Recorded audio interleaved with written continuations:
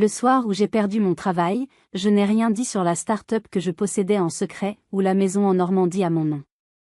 Mon père a hurlé, « Faites tes valises. Les ratés n'ont pas leur place ici. » Mon mari m'a craché dessus et est parti avec sa maîtresse. Ce qui s'est passé après? Ils le regretteront toute leur vie. Je m'appelle Chloé, j'ai 34 ans. Et jusqu'à lundi dernier, ma vie était une réussite. Du moins, c'est ce que je croyais, ce que tout le monde croyait. Le soir où j'ai perdu mon travail, je n'ai rien dit sur la start-up que je possédais en secret, ni sur la maison en Normandie qui était à mon nom. Ce même soir, mon père, l'homme que j'admirais le plus au monde, m'a hurlé, « Faites tes valises.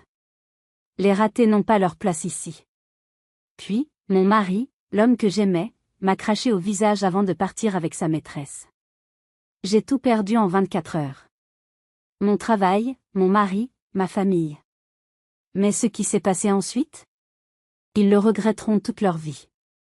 Avant que je vous raconte les détails de cette descente aux enfers, et surtout, comment j'en suis remonté, j'aimerais beaucoup savoir d'où vous m'écoutez. Dites-moi dans les commentaires de quelle ville ou de quel pays vous êtes, et quelle heure il est chez vous en ce moment. Votre présence, même virtuelle, compte énormément pour moi aujourd'hui. Allez, c'est parti. Lundi matin. Le ciel de Lyon était d'un gris métallique, menaçant, mais je ne l'avais même pas remarqué. J'étais dans ma bulle, concentrée, animée par l'adrénaline. J'étais directrice marketing chez Prestige et Associés, l'une des agences de communication les plus en vue de la ville. Cela faisait 7 ans que je consacrais ma vie à cette entreprise. 7 ans de journées à rallonge, de nuits blanches à peaufiner des stratégies, de week-ends sacrifiés sur l'autel de l'ambition. J'avais gravi chaque échelon, non pas par chance, mais par un travail acharné, une détermination sans faille.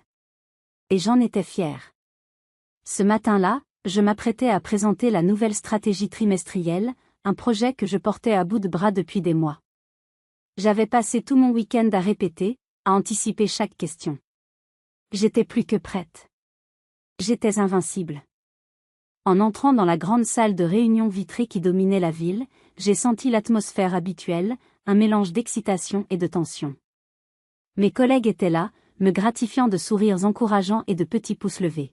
« Tu vas les scotcher, Chloé », m'a glissé Sandrine, du pôle créatif. Je lui ai souri en retour, le cœur léger. J'aimais mon équipe. J'aimais mon travail. J'ai ouvert mon ordinateur portable, affichant la première diapositive de ma présentation, un visuel percutant que nous avions mis des semaines à concevoir. C'est à ce moment précis que la porte s'est ouverte, brisant net le brouhaha ambiant. Luc Bernard, mon supérieur direct, est entré.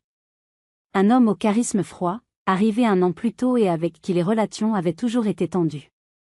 Il n'était pas seul. Juste derrière lui se tenait Madame Morel, la directrice des ressources humaines, une femme dont la présence n'annonçait jamais rien de bon.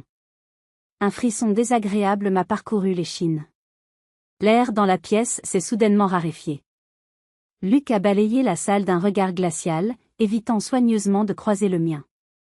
Il s'est raclé la gorge, un son qui a résonné de manière assourdissante dans le silence pesant.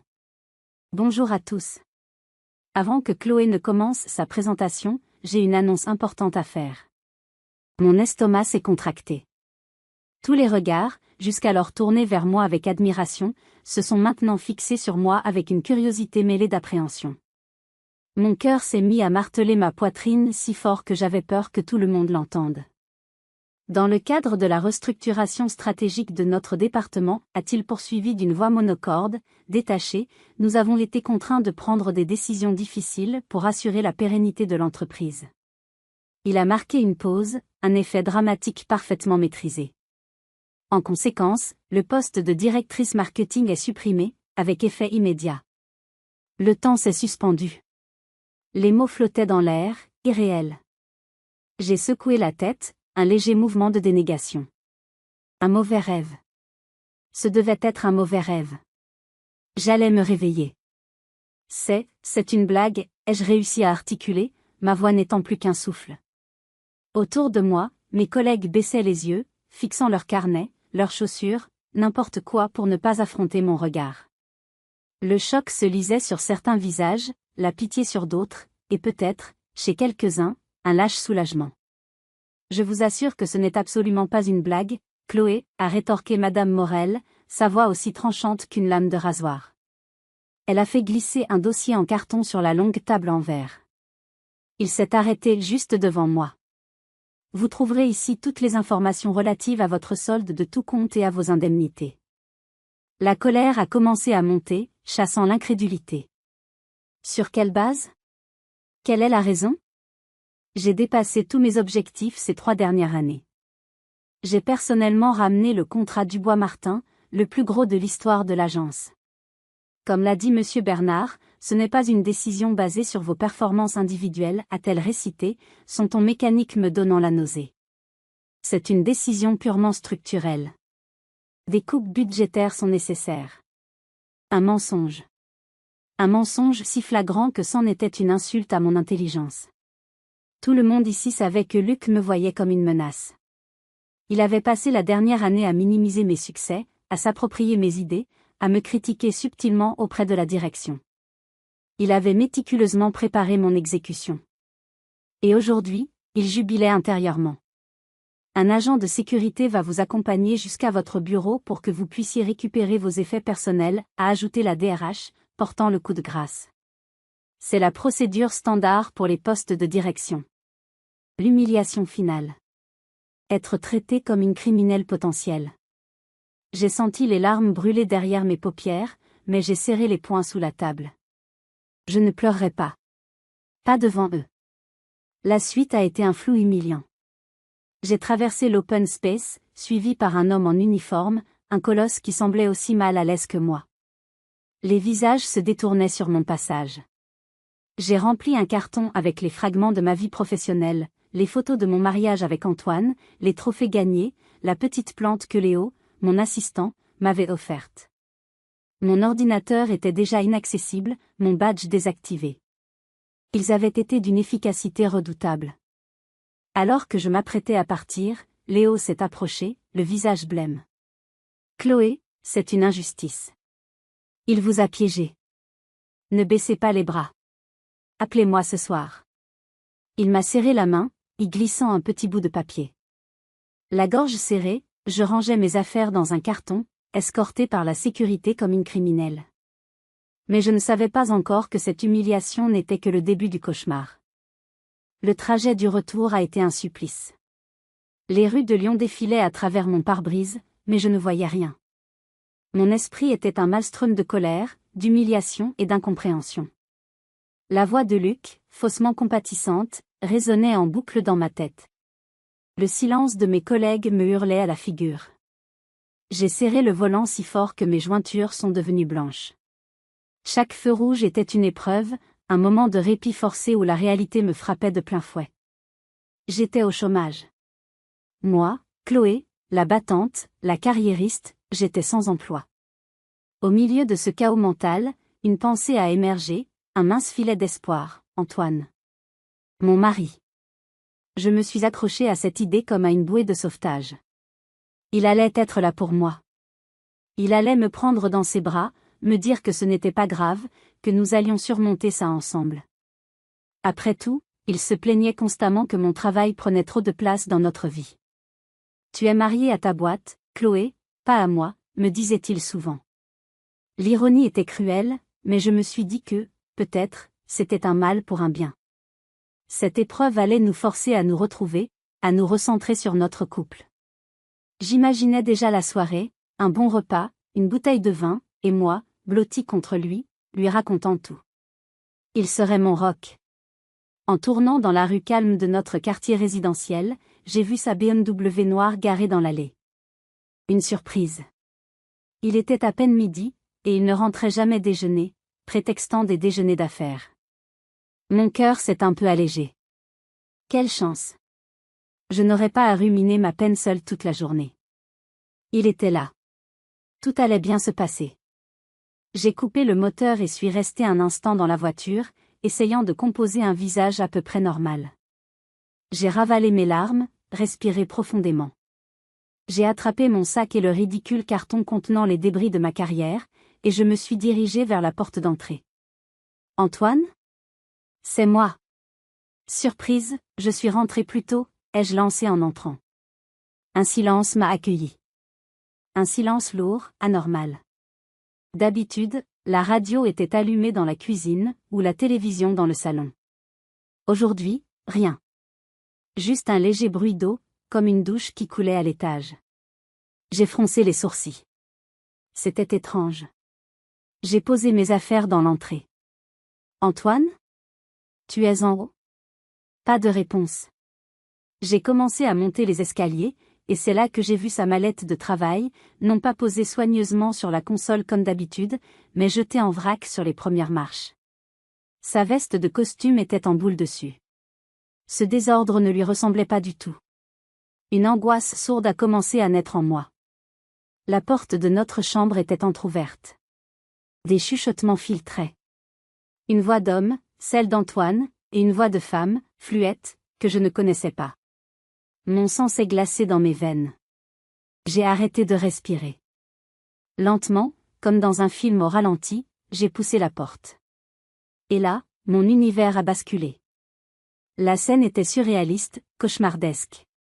Antoine était là, torse nu, le dos tourné vers moi, en train d'enfiler une chemise propre à la hâte. Ses cheveux étaient ébouriffés, son visage rouge. Et sortant de notre salle de bain, une jeune femme blonde, très jeune, enroulée dans un mohen peignoir de soie blanc, celui qu'il m'avait offert pour notre anniversaire de mariage. Elle s'est figée en me voyant, ses yeux bleus s'écarquillant de terreur. Le silence qui a suivi a duré une éternité. Un silence assourdissant, seulement brisé par le bruit de la douche qui continuait de couler.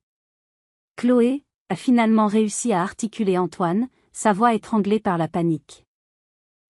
Qu'est-ce que tu fais là? Je n'arrivais pas à formuler un mot. Ma bouche était sèche, ma gorge nouée. J'ai juste réussi à pointer un doigt tremblant vers la jeune femme. Qui est-ce? Il a eu le culot d'essayer de mentir. Ce n'est pas ce que tu crois, chérie. C'est une collègue, elle a eu un problème, elle avait besoin de... Une collègue, ai-je répété, ma voix sortant de nulle part, blanche, glaciale. Une collègue qui prend sa douche chez nous un lundi midi, dans mon peignoir? La jeune femme, sentant le vent tourner, s'est éclipsée dans la salle de bain pour récupérer ses affaires. Le visage d'Antoine s'est transformé. La panique a laissé place à une colère froide, défensive. Et toi, d'abord? Pourquoi tu n'es pas au travail? Tu me fliques, c'est ça? C'est pour ça que notre couple va mal. Je viens de me faire virer, Antoine, ai-je lâché, les mots ayant un goût de cendre dans ma bouche. J'ai été licenciée ce matin. J'espérais une lueur de compassion, un regret.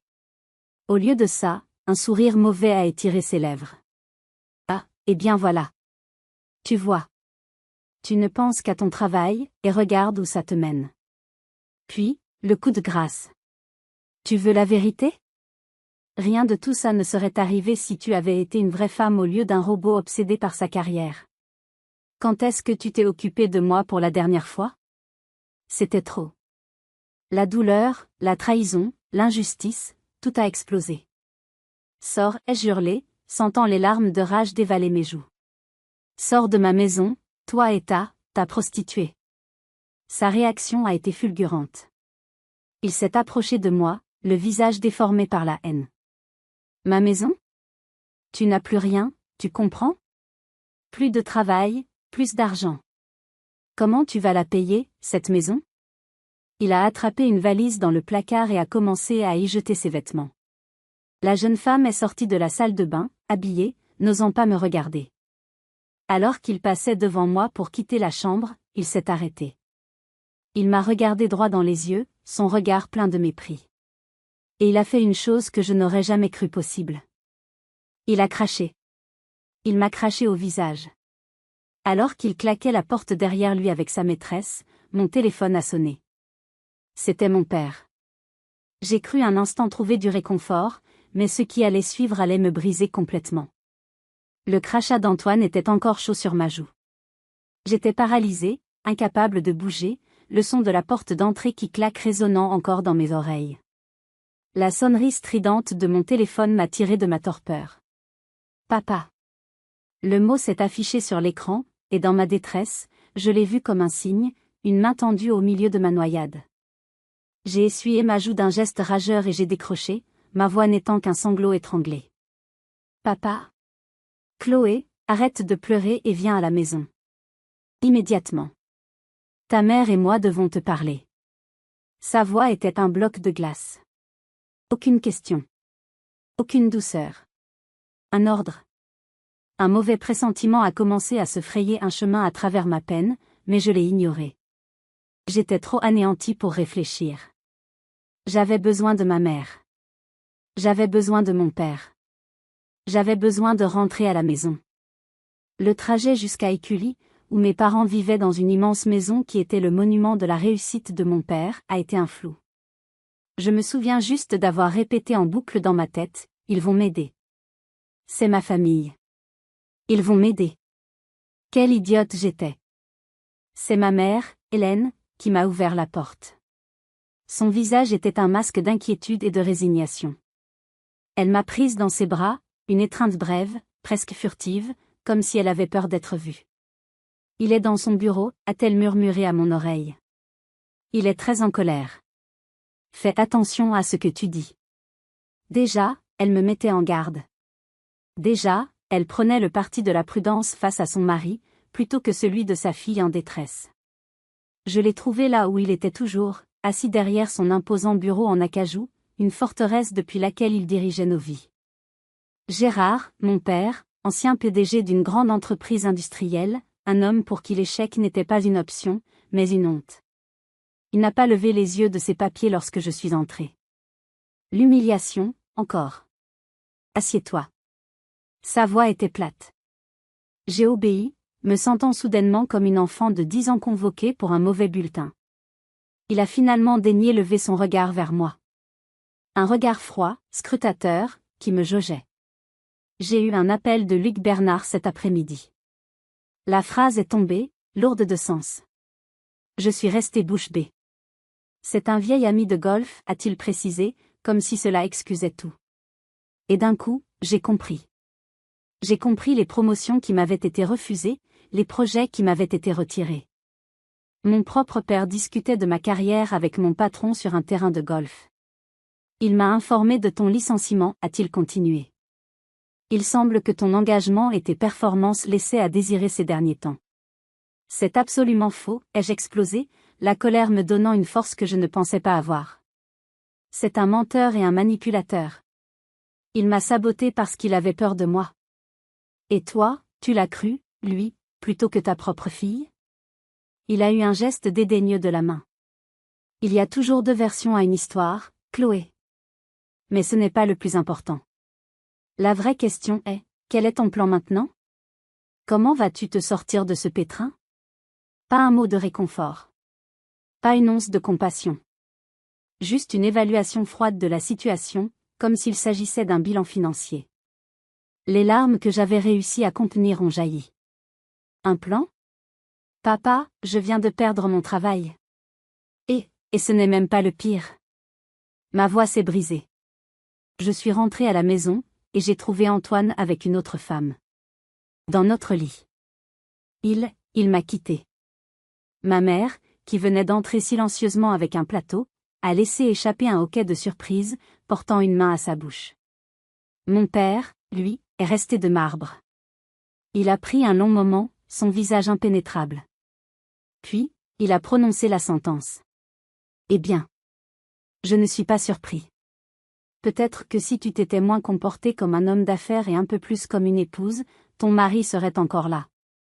Le monde s'est arrêté. J'ai cru que j'avais mal entendu.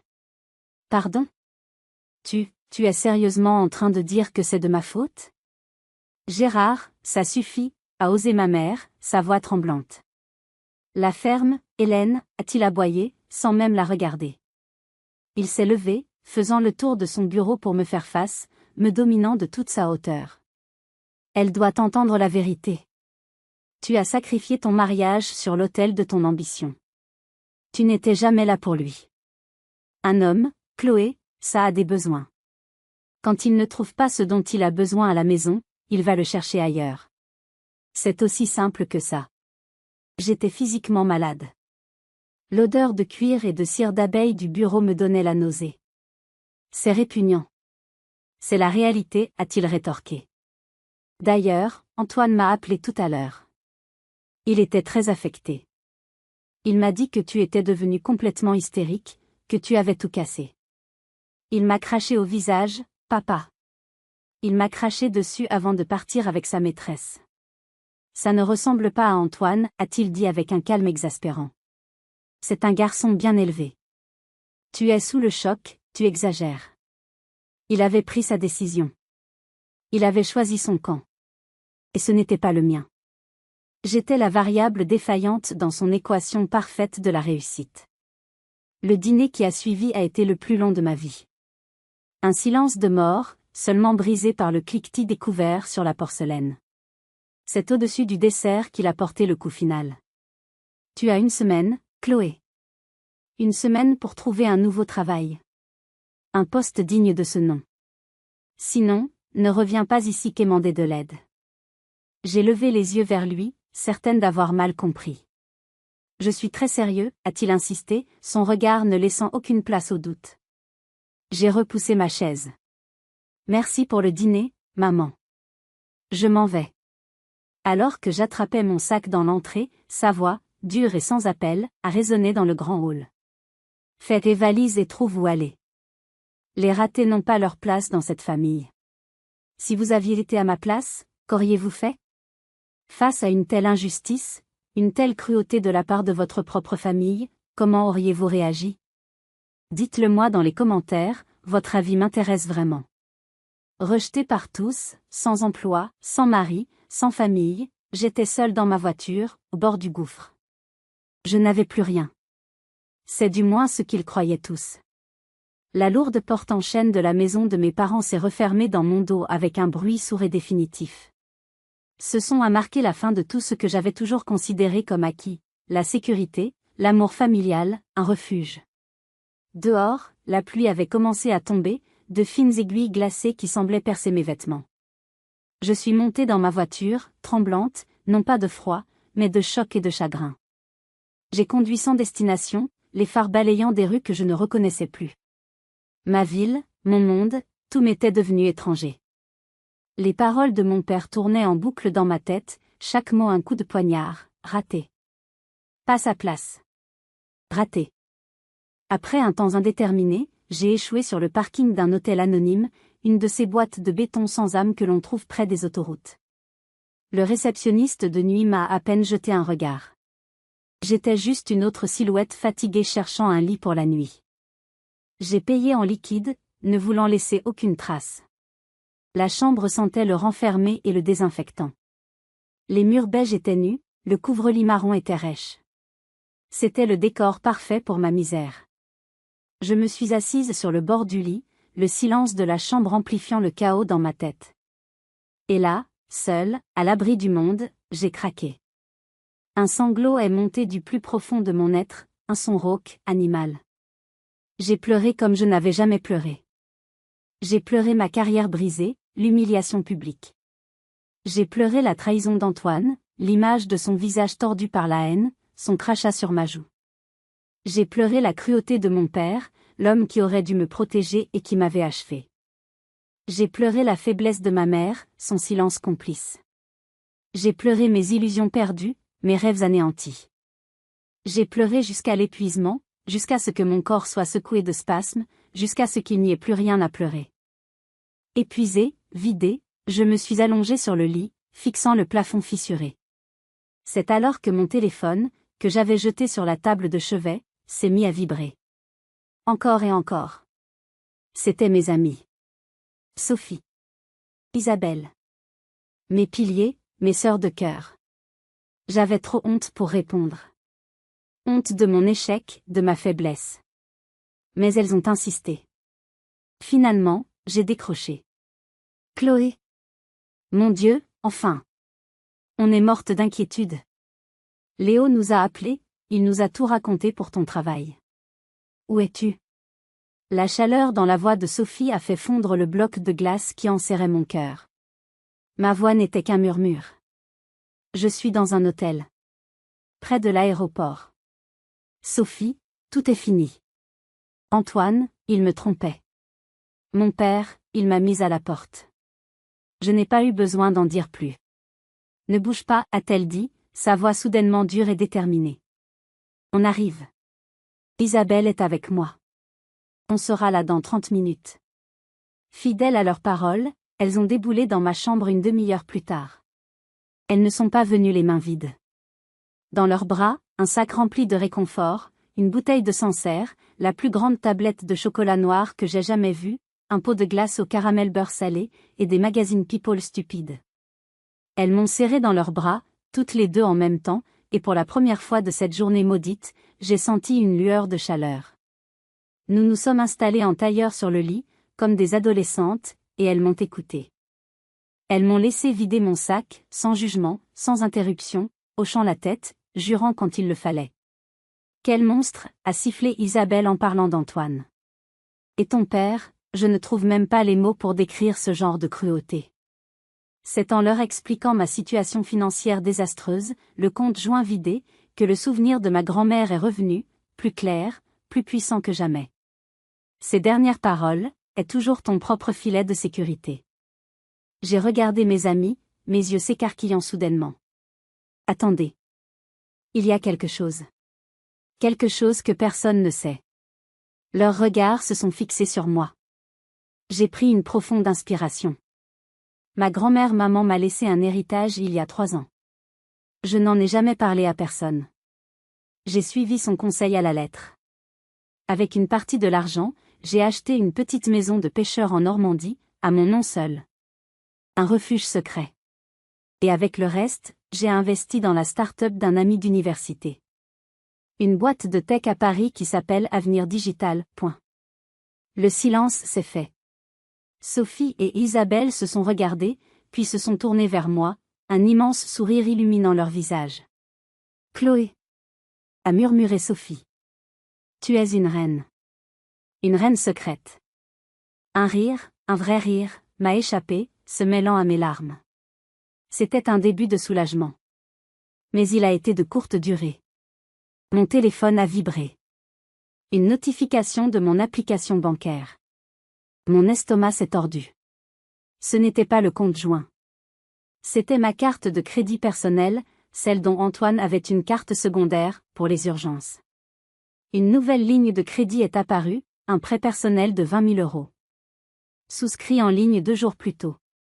L'argent avait déjà été décaissé. Il n'avait pas seulement vidé nos économies. Il avait planifié son départ en me laissant une dette colossale, une encre destinée à me couler définitivement. J'ai montré l'écran à mes amis. Leurs sourires ont disparu, remplacés par une fureur glaciale. Non, a dit Isabelle, sa voix basse et menaçante. Ça ne se passera pas comme ça. C'en est trop. Maintenant, c'est la guerre. Pendant que mes amis dormaient, j'ai ouvert mon ordinateur portable. La colère avait séché mes larmes, remplacées par une froide détermination. La partie n'était pas terminée. En fait, elle ne faisait que commencer. Le soleil du mardi matin peinait à percer les nuages, mais dans ma tête, le brouillard se dissipait. La nuit avait été un champ de bataille mentale, où le chagrin et la rage s'étaient affrontés. Au petit matin, la rage avait gagné. L'image de cette dette de 20 000 €, contractée dans mon dos, était le carburant dont j'avais besoin. Ce n'était plus une simple affaire de cœur brisé ou de carrière volée. C'était une déclaration de guerre. Antoine n'avait pas seulement voulu me quitter, il avait méticuleusement orchestré ma ruine. Tandis que Sophie et Isabelle dormaient encore, un sommeil agité sur le 2e lit de la chambre, j'ai allumé mon ordinateur. Fini la Chloé qui subit. La Chloé qui agit prenait les commandes. Ma première recherche sur Google, meilleure avocate divorce Paris. Les noms défilaient, mais un en particulier a retenu mon attention, Maître Hélène Dubois. Les articles parlaient d'elle comme d'un « requin au sourire d'ange », spécialisé dans les divorces conflictuels avec des enjeux financiers complexes. Les témoignages de ses anciennes clientes la décrivaient comme une stratège brillante et une combattante acharnée. C'était elle. À 9 heures précises, j'ai composé le numéro de son cabinet. Sa secrétaire, une femme à la voix posée et efficace, a tenté de me donner un rendez-vous pour la semaine suivante. J'ai insisté. Écoutez, ai-je dit, ma voix ferme ne laissant place à aucune discussion, mon mari vient de vider nos comptes, de contracter une dette frauduleuse de 20 000 € à mon nom et je suis menacée de tout perdre. J'ai besoin de parler à Maître Dubois aujourd'hui. C'est une urgence absolue. Il y a eu un silence, puis, un instant, je vous prie. Quelques minutes plus tard, elle est revenue. Maître Dubois peut vous accorder 30 minutes en visioconférence à 11 heures. Victoire. À 11 heures, installée dans le siège passager de ma voiture pour avoir un peu d'intimité, j'ai cliqué sur le lien. Le visage de Maître Dubois est apparu. Elle était exactement comme je l'imaginais, une femme d'une 50aine d'années, élégante, avec des cheveux poivre et cils coupés au carré et des yeux vifs qui semblaient vous scanner jusqu'à l'âme. Je lui ai exposé les faits, sans fioriture, sans larmes. Le licenciement, la trahison, le rejet familial, le vol, la dette. Elle a écouté sans m'interrompre, hochant la tête de temps en temps, son stylo griffonnant des notes sur un carnet. Quand j'ai eu terminé, elle n'a pas perdu de temps en condoléances. Elle est allée droit au but. Bien, madame. La situation est critique, mais loin d'être désespérée. Voici notre plan d'attaque immédiat. Premièrement, je dépose dès cet après-midi une requête en divorce pour faute. L'adultère est un fait, le départ du domicile conjugal aussi. Deuxièmement, j'y joins une demande de mesures urgentes au juge des affaires familiales, le gel de tous les actifs, l'attribution du domicile conjugal pour vous, et une demande de pension alimentaire provisionnelle. Il ne pourra plus toucher à un centime. Troisièmement, et c'est le plus important, nous déposons plainte au commissariat pour abus de confiance et fraude à la carte bancaire concernant ce prêt. C'est un délit pénal. Il a joué, il a perdu. Sa confiance, son assurance, était communicative. Pour la première fois depuis 2 jours, je pouvais respirer. Et concernant mes biens propres, ai-je demandé, la voix encore hésitante. Ma maison en Normandie, mes investissements? Envoyez-moi tous les documents prouvant l'origine des fonds. S'ils proviennent d'un héritage et ont été gérés séparément, ils sont en principe intouchables. Nous allons les sanctuariser. Après cet appel, je me sentais transformée. J'avais une alliée. J'avais un plan. J'ai embrassé mes amis, qui devaient retourner à leur propre vie, non sans m'avoir fait promettre de les appeler tous les jours. Puis j'ai pris la route. Mais cette fois, j'avais une destination. Je roulais vers le nord, vers la Normandie, vers ma forteresse de solitude. Le voyage a été long, mais chaque kilomètre était une étape de plus loin de mon passé. Quand je suis enfin arrivé dans le petit village de pêcheurs, la nuit tombait, enveloppant la côte d'une brume apaisante. La maison était là, fidèle au poste, ses volets bleus comme des yeux bienveillants. J'ai ouvert la porte, et l'odeur de bois et d'air salin m'a accueilli. C'était chez moi. Vraiment chez moi. J'ai allumé un feu dans la cheminée et je me suis assise devant, regardant les flammes danser. Mon téléphone a vibré. Un message de Léo. Chloé, j'espère que tu es en sécurité. J'ai pensé que tu aimerais avoir ça. C'est une copie de tout le serveur marketing. Il y a tout dedans. Fait en bon usage. Le lien de téléchargement était joint. J'ai ouvert mon ordinateur, le cœur battant. C'était une mine d'or.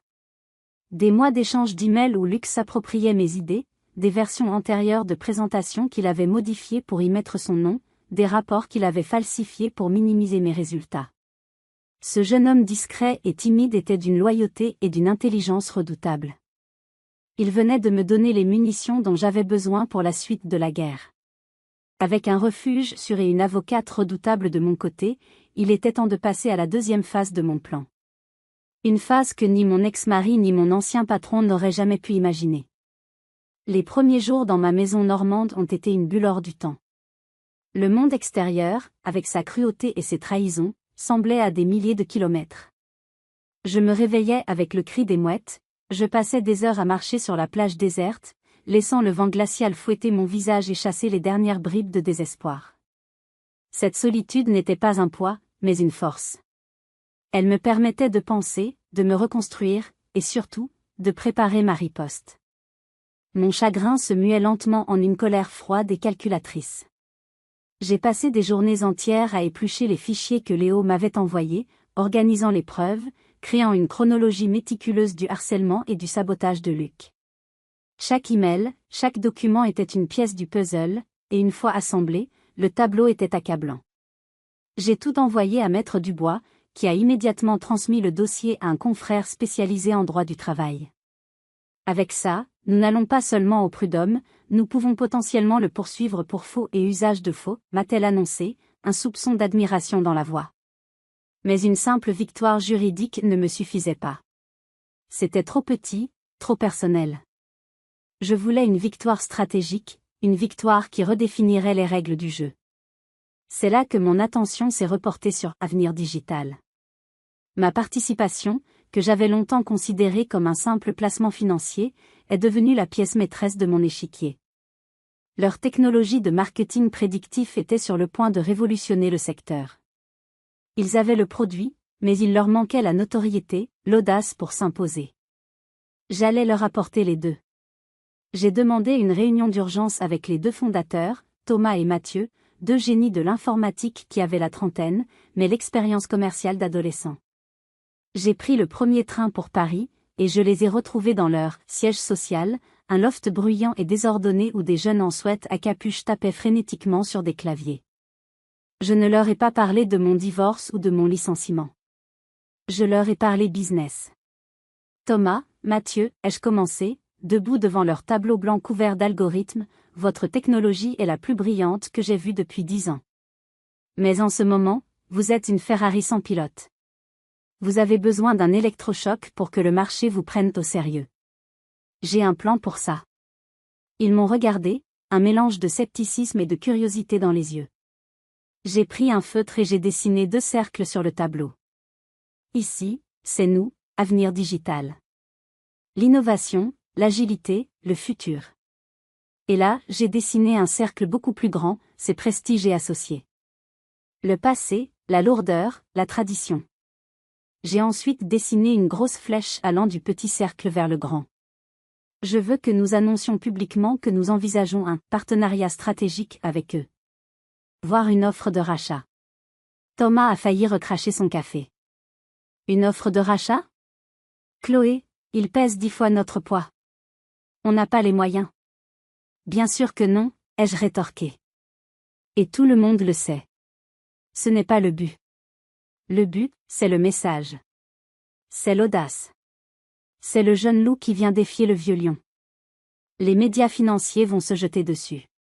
En une seule annonce, vous passez du statut de start-up prometteuse à celui de disrupteur majeur du marché. Votre valorisation va grimper en flèche. Et en interne, chez Prestige et Associés, ce sera la panique totale. Leurs actionnaires vont demander des comptes. Pourquoi une petite boîte de tech pense-t-elle pouvoir les racheter? Peut-être parce que leur modèle est obsolète? Peut-être parce que leur direction est incompétente? Je pouvais voir les rouages tourner dans leur tête. L'idée, folle au premier abord, commençait à faire son chemin. Il m'a fallu 2 heures de persuasion, de graphique et de projection pour les convaincre totalement. Mais à la fin, ils étaient euphoriques. On le fait, a dit Mathieu, les yeux brillants. Alors que nous finalisions le communiqué de presse, j'ai reçu un appel de Sandrine, mon ancienne collègue. Sa voix était basse, conspiratrice. Chloé, je dois te prévenir. Luc est en train de devenir fou. Il a appris que tu avais pris une avocate. Il a appelé les 3 plus grands chasseurs de tête de Paris.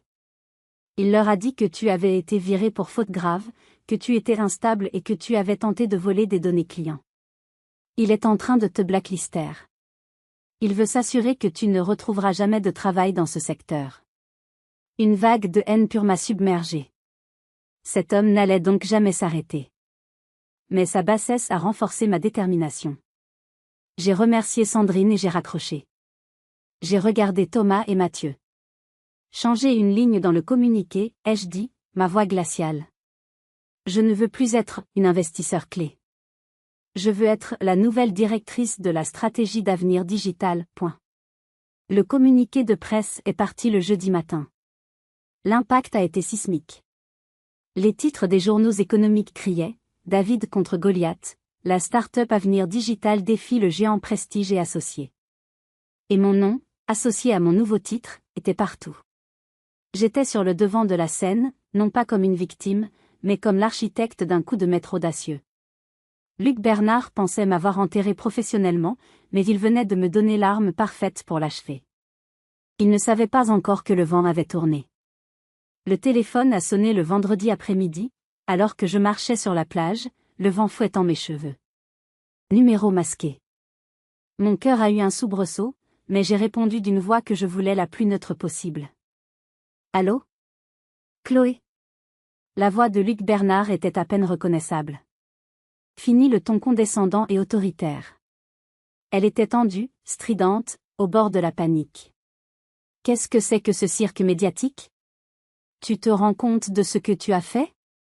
Je me suis arrêtée, regardant les vagues puissantes s'écraser sur le sable. J'ai laissé un long silence s'installer, le laissant mariner dans sa propre angoisse. Bonjour, Luc, ai-je finalement répondu, ma voix d'un calme olympien. Je ne vois pas de quoi tu parles. Je suis simplement en train de développer la stratégie de ma nouvelle entreprise. C'est passionnant, tu sais. Ta nouvelle entreprise? Mais tu te moques de moi. Le conseil d'administration est en réunion de crise depuis hier. Nos actionnaires nous harcèlent, ils exigent des explications. Notre cours de bourse commence à chuter. Vraiment? C'est fâcheux, ai-je dit avec une fausse sympathie. Peut-être que la confiance du marché est une chose fragile. Peut-être qu'elle est ébranlée quand une entreprise licencie ses meilleurs éléments sur la base de mensonges et de manipulations. D'ailleurs, j'ai une question pour toi, Luc. Comment se porte le portefeuille client du Bois Martin? J'ai eu vent de certaines rumeurs, comme quoi il ne serait pas satisfait de la nouvelle direction stratégique. J'ai entendu un son étranglé à l'autre bout du fil. J'avais touché le point sensible. Le contrat du Bois Martin était ma plus grande réussite, un client que j'avais conquis et fidélisé personnellement. Le perdre serait un désastre pour l'agence, et pour lui personnellement. Qu'est-ce que tu veux, Chloé, a-t-il fini par lâcher, sa voix n'étant plus qu'un murmure rauque et vaincu. De l'argent? C'est ça? De l'argent? J'ai eu un petit rire. Non, Luc. L'argent, je peux en gagner moi-même. Ce que je veux, c'est que les gens sachent la vérité. Et la vérité finit toujours par se savoir. Sur ces mots, j'ai raccroché, le laissant avec ses démons. La capitulation de Prestige et Associés n'a pas tardé. Le lundi suivant, Maître Dubois a reçu un appel de leur avocat.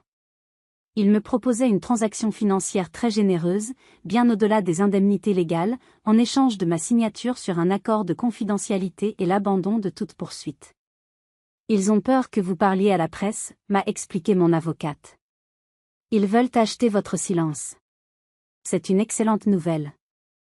Nous avons accepté, mais j'ai exigé une clause non négociable, une lettre d'excuse officielle du conseil d'administration, reconnaissant que mon licenciement était une erreur et louant mes contributions à l'entreprise. Ils ont accepté. J'avais gagné. Pendant ce temps, l'étau se resserrait autour d'Antoine. Le gel de ses avoirs et la plainte pénale l'avaient mis au pied du mur. Ses créanciers devenaient menaçants. Un après-midi, en revenant de faire quelques courses au village, j'ai vu sa BMW garée de travers devant ma grille. Il était là, appuyé contre le capot, l'air d'un homme aux abois.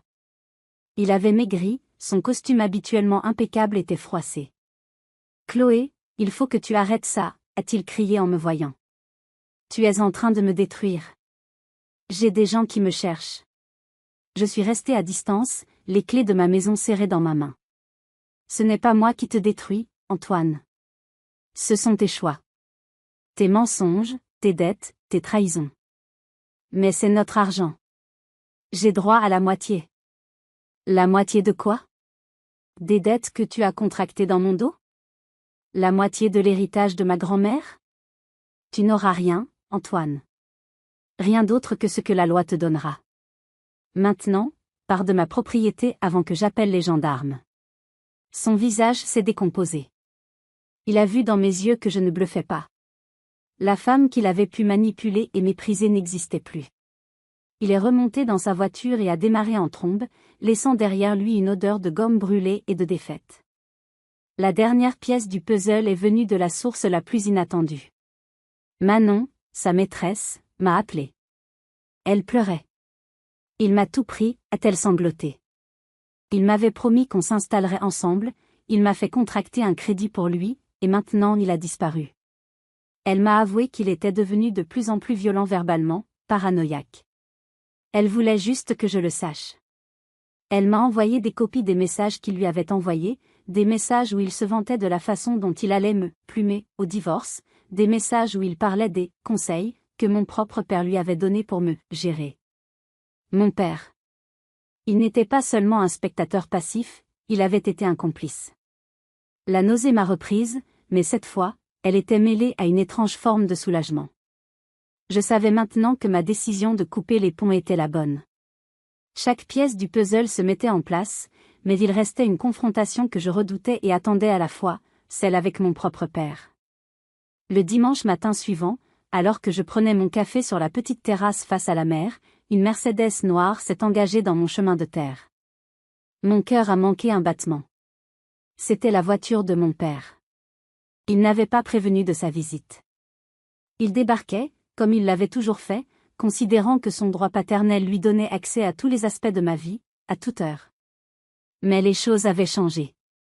C'était ma maison, mon territoire. Je l'ai regardé sortir de la voiture. Il portait un pantalon de golf beige et un polo impeccable, comme s'il venait de quitter le green. Mais sa démarche était moins assurée que d'habitude. Il semblait presque hésitant. Il a observé ma petite maison de pêcheur, un cottage modeste en pierre, si différent de son manoir ostentatoire à Écully. J'ai vu le jugement dans son regard, mais aussi une pointe de confusion, comme s'il ne comprenait pas le monde dans lequel j'avais choisi de vivre. Il a sonné à la porte. J'ai pris une profonde inspiration, posé ma tasse, et je suis allé ouvrir. Je ne l'ai pas fait entrer. Je suis resté sur le seuil, les bras croisés, créant une barrière invisible mais bien réelle entre nous. « Bonjour, Chloé » a-t-il commencé, sa voix un peu rauque. Il a plongé son regard dans le mien, cherchant sans doute la fille brisée et suppliante qu'il avait chassée quelques semaines plus tôt. Il n'a trouvé qu'une femme. Une femme calme, qui le regardait droit dans les yeux, sans ciller. « Bonjour, papa. » Ma voix était polie, mais froide. « Ta mère, elle s'inquiète beaucoup pour toi, a-t-il dit, utilisant ma mère comme bouclier, comme il l'avait toujours fait. Incapable d'exprimer ses propres sentiments, il projetait tout sur elle. Maman a mon numéro de téléphone. Si elle s'inquiète, elle peut m'appeler. Elle l'a fait hier, d'ailleurs. Nous avons eu une conversation très agréable. Tu peux la rassurer, je vais très bien. Chaque mot était choisi, précis. Je lui faisais comprendre que mon lien avec ma mère pouvait désormais exister sans son interférence. Un silence inconfortable s'est installé, seulement troublé par le cri lointain d'une mouette. Il a passé une main dans ses cheveux grisonnants, un tic nerveux que je ne lui avais pas vu depuis des années. Tu as l'air différente, a-t-il concédé. Je le suis, ai-je confirmé. Je suis en train de reconstruire la vie que certaines personnes, y compris dans ma propre famille, ont tenté de démolir. J'ai laissé la phrase en suspens, le laissant absorber le poids de l'accusation. J'ai vu une lueur de colère dans ses yeux, son réflexe naturel face à la contradiction. Ce n'est pas juste, Chloé, et tu le sais. Je n'ai jamais voulu ton malheur. J'ai toujours voulu le meilleur pour toi. Le meilleur pour moi, ou le meilleur selon tes propres critères, ai-je rétorqué, ma voix montant d'un cran. Laisse-moi te rafraîchir la mémoire, papa.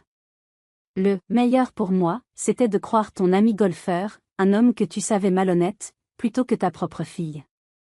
Le meilleur pour moi, c'était de prendre le parti de mon mari infidèle, et même de lui donner des conseils pour me gérer.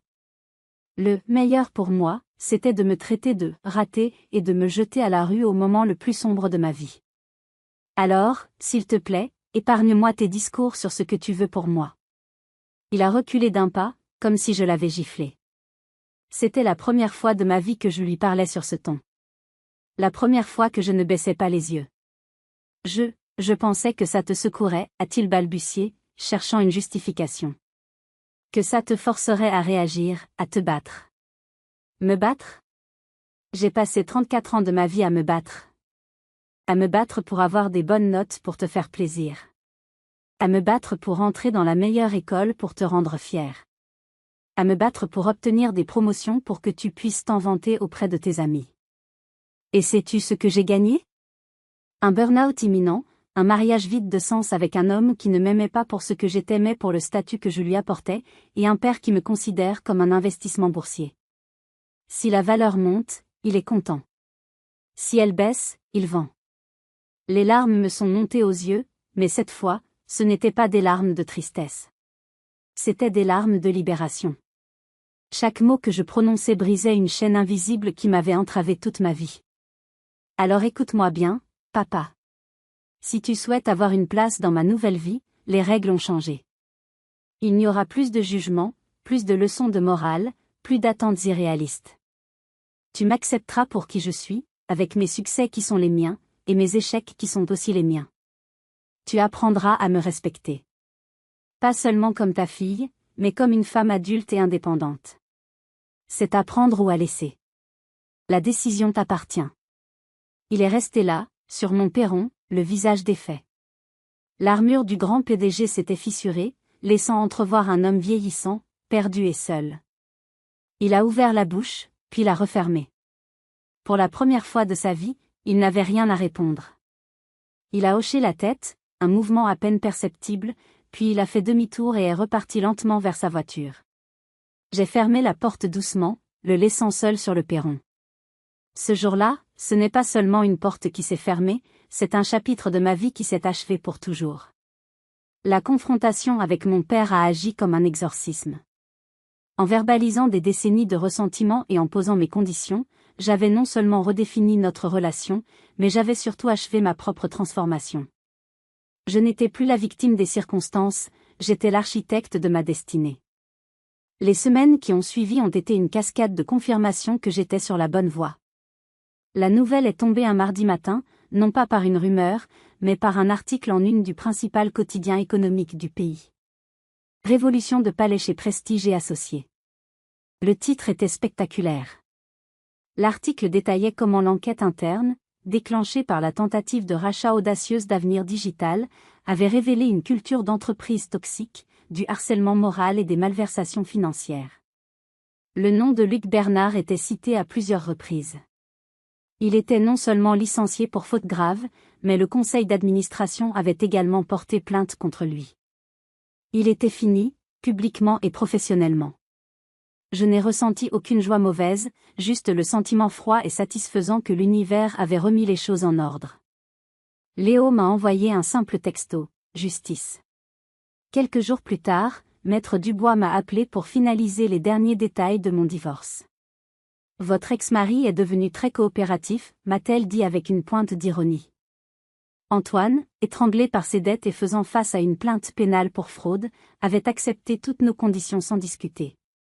Il a signé les papiers, a empoché les 10 000 € que je lui avais offerts, et a disparu de la circulation. J'ai appris plus tard qu'il avait quitté Lyon. Le chapitre était clos. Définitivement. La surprise la plus ironique est venue sous la forme d'un email avec l'entête de Prestige et Associés. Il était signé par le nouveau PDG, un homme réputé pour être un « cost killer », engagé pour redresser la barre. Il ne passait pas par 4 chemins. Après des excuses formelles pour le « traitement inqualifiable » que j'avais subi, il me faisait une offre que, dans mon ancienne vie, j'aurais considérée comme la consécration ultime. Il me proposait de revenir. Pas à mon ancien poste. Il me proposait le poste de directrice générale adjointe, avec la mission de reconstruire le pôle marketing, un salaire qui dépassait mes rêves les plus fous, et un paquet d'actions conséquents. L'entreprise a besoin de votre talent, de votre éthique et de votre vision pour se réinventer, concluait-il. J'ai lu l'email 2 fois. J'ai souri. J'ai pensé à la Chloé d'il y a quelques mois, celle qui aurait tout donné pour une telle reconnaissance. Puis j'ai tapé ma réponse, courte et polie. Monsieur, je vous remercie de votre offre et de votre confiance. Cependant, je suis désormais pleinement engagé dans le développement de ma propre entreprise. Je vous souhaite sincèrement de réussir dans votre mission de reconstruction. J'ai cliqué sur « Envoyer » sans le moindre regret. Je n'avais plus besoin de réparer leur monde, j'étais trop occupé à construire le mien. Et je l'ai construit. J'ai officiellement enregistré Chloé Conseil et Stratégie. J'ai loué un petit bureau à Paris. Mon premier employé a été Léo, ravi de quitter le navire en perdition de Prestige et Associés. Mon premier gros client a été le comte Dubois-Martin, qui avait rompu son contrat avec l'agence le jour de l'annonce du licenciement de Luc. Le bouche à oreille a fonctionné à merveille. Des entreprises qui voulaient innover, qui étaient fatiguées des vieilles méthodes, ont commencé à m'appeler. En 6 mois, j'ai dû embaucher 2 autres personnes. Les ondes de choc de ma révolution personnelle se sont propagées de manière inattendue. Ma mère m'a appelé un soir, sa voix pétillante de fierté. « Chloé, tu ne devineras jamais. J'ai vendu ma première poterie au marché du village. » Ton père a fait la grimace, mais je m'en fiche. C'était plus qu'une poterie vendue, c'était un acte d'indépendance. Mon frère Julien m'a annoncé qu'il avait démissionné de l'entreprise familiale pour monter sa propre affaire, une ébénisterie artisanale. Tu m'as montré que c'était possible, m'a-t-il dit. Possible de suivre sa propre voie. Sans le vouloir, en me sauvant moi-même, j'avais donné aux autres la permission de faire de même. La justice avait été rendue, mais la vraie victoire n'était pas de les voir tomber. La vraie victoire était de me voir me relever, et d'entraîner les autres avec moi. 1 an plus tard, vous n'allez pas croire à quel point ma vie a changé. 1 an. 365 jours se sont écoulés depuis le jour où mon monde a volé en éclats. Je suis debout sur la terrasse en bois de ma maison en Normandie, une tasse de thé fumant entre mes mains. Le soleil matinal caresse mon visage, et le seul bruit est celui des vagues qui viennent mourir doucement sur le sable. Il y a 1 an, à cette même heure, j'étais recroquevillé dans un lit d'hôtel impersonnel, le goût amer de la trahison dans la bouche, persuadé que ma vie était finie. Quelle erreur! Ma vie ne faisait que commencer. Ce soir, je fête mes 35 ans. La maison est remplie des rires de mes amis. Sophie et Isabelle sont là, bien sûr, mes anges gardiens. Léo est venu de Paris avec le reste de ma petite équipe, qui est devenue une seconde famille. Il n'y a pas de relation de travail, pas de faux semblants. Juste des gens que j'aime et qui m'aiment pour ce que je suis, pas pour le titre sur ma carte de visite. Mon agence, Chloé Conseil et Stratégie, est un succès qui dépasse toutes mes espérances. Nous avons la réputation d'être créatifs, audacieux, et surtout, humains. Nous choisissons nos clients autant qu'ils nous choisissent. J'ai refusé plus d'un contrat lucratif avec des entreprises dont je ne partageais pas les valeurs. C'est un luxe que je m'offre, le luxe de l'alignement. Parallèlement, Avenir Digital est devenu une licorne, une de ces startups valorisées à plus d'1 milliard. Ma participation financière m'a apporté une sécurité totale, mais surtout, la liberté de ne plus jamais avoir à faire de compromis. Mais la transformation la plus profonde n'est pas sur mon relevé de compte. Elle est à l'intérieur. La vraie richesse, c'est la conversation que j'ai eue avec ma mère la semaine dernière. Elle m'a annoncé qu'elle partait seule en voyage pour la première fois de sa vie. 1 semaine en Italie, pour visiter des musées. Ton père n'est pas ravi, m'a-t-elle dit avec un clin d'œil, mais il va devoir s'y faire. Elle a trouvé sa propre voix, sa propre force. Elle ne chuchote plus. Mon père et moi, nous nous parlons. Pas souvent, mais nous nous parlons. Il a eu un sérieux problème de santé il y a 6 mois, une alerte qui l'a forcé à ralentir, à réfléchir. Notre dernière conversation était presque surréaliste. Il m'a posé des questions sur mon travail, et il a écouté. Il ne m'a donné aucun conseil. À la fin, il m'a dit, « Je suis fier de la femme que tu es devenue, Chloé. » Même si je ne la comprends pas toujours. Venant de lui, c'était l'équivalent d'une déclaration d'amour. Notre relation ne sera jamais simple, mais elle est devenue honnête. Quant à Antoine, son nom n'est plus qu'un écho lointain. Les dernières nouvelles que j'ai eues disaient qu'il vivait dans le sud de la France, changeant de ville et de travail au gré de ses dettes. Je ne ressens plus de haine, ni même de colère. Juste une profonde indifférence, et parfois, une pointe de tristesse pour l'homme faible qu'il a toujours été. Je lui ai pardonné il y a longtemps, non pas pour le libérer lui, mais pour me libérer moi. La rancune est une prison, et j'ai choisi la liberté. J'ai appris à prendre soin de la personne la plus importante de ma vie, moi-même. La thérapie m'a aidé à déconstruire des années de conditionnement, ce besoin maladif de plaire, cette peur de l'échec. J'ai appris que ma valeur n'est pas négociable. J'ai appris à poser mes limites, à dire non sans me justifier. J'ai appris à savourer le silence, à ne rien faire sans culpabiliser. Et l'amour, dans tout ça? Il est arrivé quand je ne l'attendais plus. Il s'appelle Marc. C'est un architecte que j'ai rencontré lors d'une conférence. C'est un homme calme, créatif, et profondément gentil. Il a sa propre vie, ses propres passions. Il n'est pas impressionné par mon succès, il est simplement heureux pour moi. Notre relation est un jardin que nous cultivons doucement, avec respect, communication et beaucoup de rire. Il ne cherche pas à combler un vide en moi, car il n'y a plus de vide à combler. Ce soir, quand mes amis lèveront leur verre, je ne porterai pas un toast à la revanche, mais à la renaissance. J'ai appris de la manière la plus dure que le fond du trou n'est pas une fin, mais une fondation. La fondation la plus solide qui soit, sur laquelle on peut reconstruire une vie plus authentique, plus forte, et infiniment plus belle. Avez-vous déjà vécu un moment où perdre ce que vous pensiez vouloir vous a en fait permis de gagner ce dont vous aviez vraiment besoin? J'adorerais lire vos histoires de transformation dans les commentaires ci-dessous. Si ce voyage a résonné en vous, merci de cliquer sur le bouton « J'aime » et de vous abonner pour ne pas manquer d'autres histoires de résilience. Et n'oubliez pas de partager cette vidéo avec quelqu'un qui pourrait avoir besoin d'entendre ce message aujourd'hui, le message que même après la nuit la plus sombre, le soleil finit toujours par se lever. Merci d'avoir fait partie de mon voyage. Et souvenez-vous, votre histoire est encore en train de s'écrire, et chaque épreuve, chaque tournant inattendu, est une opportunité pour une vie plus authentique.